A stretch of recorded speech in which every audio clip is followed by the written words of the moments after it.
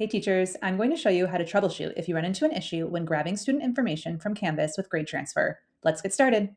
So we're going to get started with a common grabbing issue, which is that sometimes if you are trying to grab your students' names and grades from Canvas, additional information will be grabbed. And you'll see this in the pop-up summary, things like the class that they're in or their student ID. So the easiest and quickest way to fix this is just go to your student name column, click on the snowman or the 3 vertical dots, go to secondary info and make sure that none is your selection. This will make it so that only student names and grades should be grabbed and not cause any transferring issues.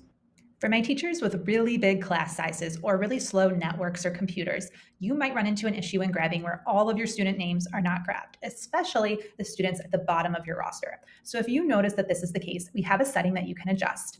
To get to the setting, go to GradeTransfer, click on the hamburger button, and go to Advanced Settings.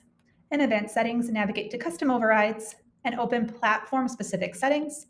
And we're on Canvas, so we're going to look for the Canvas auto-scrolling time. If you have very big classes or a very slow network, you will want to increase the time for auto-scrolling. Let's just try putting it all the way to the maximum and saving.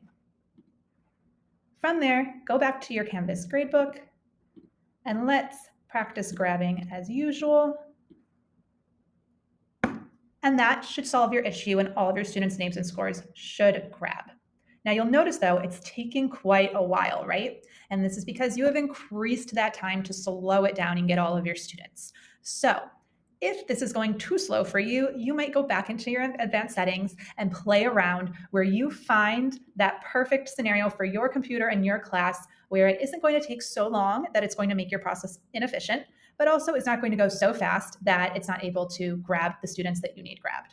So you can play around with that and save each time and find the right solution for your computer and your gradebook. If this video helped you, share it with a fellow teacher so they can save time and avoid typos too. That's all for now. Happy transferring.